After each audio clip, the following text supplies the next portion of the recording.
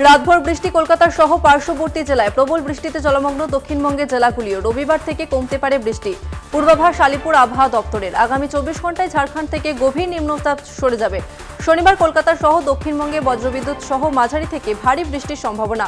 পুরুলিয়া, পশ্চিম বর্ধমান, মুর্শিদাবাদ ও বীরভূমে অতি ভারী বৃষ্টির পূর্বাভাস আবহাওয়া দপ্তরের। উত্তরবঙ্গে দার্জিলিং, কালিম্পং, আলিপুরদুয়ার, কোচবিহার এবং জলপাইগুড়িতে ভারী বৃষ্টির পূর্বাভাস। আলিপুরদুয়ারে জারি লাল সতর্কতা। লাগাতার বৃষ্টির জেরে একাধিক জেলায় জলমগ্ন ও বন্যার পরিস্থিতি। তার জেরে ছুটি বাতিলের নির্দেশ মুখ্য সচিবের। জেলা শাসকদের সব ছুটি বাতিলের নির্দেশ মুখ্য সচিবের। জেলায় জেলায় মহকুমা স্তরে কন্ট্রোল রুম চালু করতে বলল নবান্ন। বিপর্যয় মোকাবিলা দপ্তরকে প্রস্তুত থাকার নির্দেশ। জেলা শাসকদের ত্রাণ সামগ্রী প্রস্তুত করার নির্দেশ মুখ্য সচিবের। প্রতি মুহূর্তে রিপোর্ট পাঠাতে হবে নবান্নে।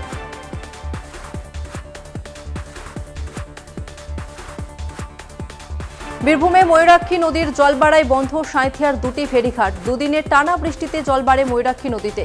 পাশাপাশি শিউরি তিলপাড়া ব্যারেজ থেকে 5000 কিউসেক জল ছাড়াই বন্ধ করা হয় ফেরিঘাট ব্যবস্থা। সমস্যায় সাধারণ মানুষ। বিপর্যস্ত সাঁইথিয়ার সঙ্গে রামপুরহাট, তারাপীঠ, বহরমপুরের যোগাযোগ। নাগারে বৃষ্টির জেরে বন্যা পরিস্থিতি বীরভূমের লাভপুর ব্লকে। বিঘার পর বিঘা, হেক্টরের পর হেক্টর ধান জমি জলের তলায়। হুহু করে কুয়ে নদীর জল ঢুকেছে গ্রামে। কার্যত জলের তলায় চলে গেছে গুসকরা শহর। শহরের একাধিক ওয়ার্ডে বন্যা পরিস্থিতি। কার্যত যোগাযোগ বিচ্ছিন্ন শহরের 1 ও 2 নম্বর ওয়ার্ড। পুরসভার পক্ষ থেকে বাসিন্দাদের ত্রাণ শিবিরে সরিয়ে নিয়ে যাওয়া হচ্ছে। অন্যদিকে শহরের 3 নম্বর ওয়ার্ডকে একাংশের অবস্থা আরও শোচনীয়। সেখানে উদ্ধার কাজে হাত লাগিয়েছেন স্থানীয়রা।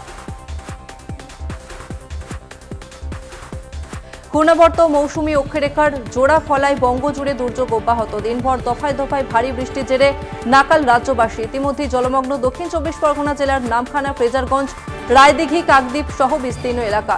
দুর্যোগ মোকাবিলায় তৎপর প্রশাসন। মৎস্যজীবীদের সমুদ্রে যাওয়ার নিষেধাজ্ঞা জারি করেছে প্রশাসন। নামখানা, ফ্রেজারগঞ্জ, রায়দিঘি সহ একাধিক বন্দরে ফিরেছে মৎস্যজীবী ট্রলারগুলি। সুন্দরবনের বেশ কিছু ফেরি পরিষেবা বন্ধ রেখেছে প্রশাসন। মোটর বোট ও লঞ্চে যাত্রী পরিবহনে রয়েছে কড়া নজরদারি। সকাল থেকেই দুর্যোগপূর্ণ আবহাওয়া নিয়ে সতর্কতামূলক মাইকিং প্রচার শুরু করে নামখানা থানার পুলিশ প্রশাসন।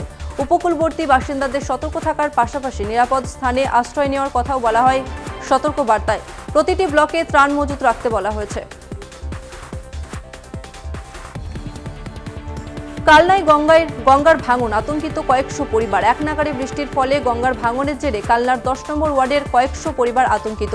পরিস্থিতি না বদলালে গঙ্গার গ্রাসে চলে যাবে সরকারি প্রকল্পের বহু বাড়ি। টানা বৃষ্টিতে ইতিমধ্যে প্রায় 150টি বাড়ি ক্ষতিগ্রস্ত হয়েছে।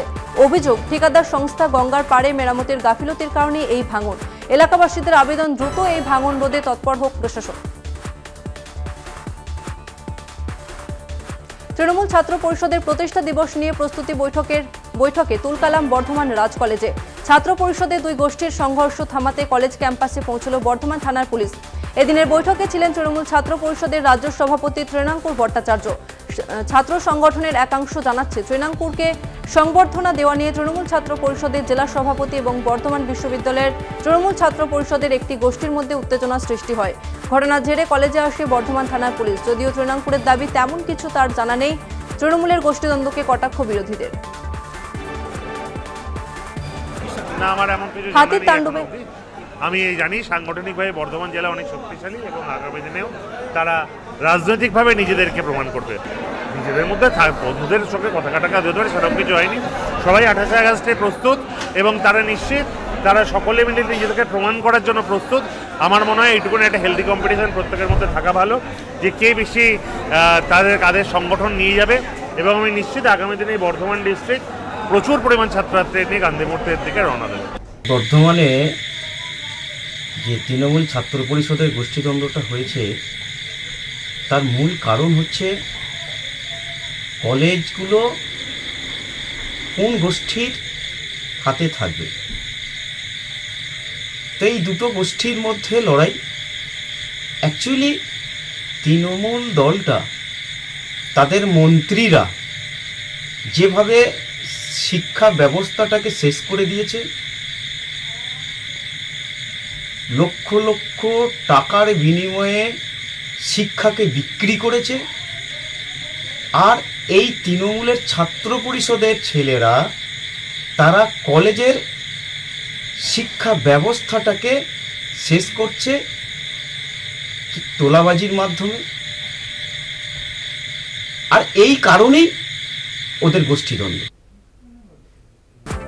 হাতির তাণ্ডবে অতিষ্ঠ গ্রামবাসী, মুহূর্তের মধ্যে গুড়িয়ে দিল একের পর এক বাড়ি। আতঙ্কে ঘুম উড়েছে সাঁকুয়াছড়া 1 নম্বর গ্রাম পঞ্চায়েতের বাসিন্দাদের। স্থানীয়দের দাবি, রাতের বেলা জঙ্গল থেকে হাতি এলাকায় ঢুকে তাণ্ডব চালায়, ভেঙে দেয় টিউবওয়েল। এলাকাবাসীর অভিযোগ, বন দপ্তরের কর্মীদের যোগাযোগ করলেও কোনো উত্তর মেলেনি। এর আগেও একাধিকবার ঘর ভেঙে দিয়েছে বুনো দাতালের দল, মেলেনি কোনো ক্ষতিপূরণ।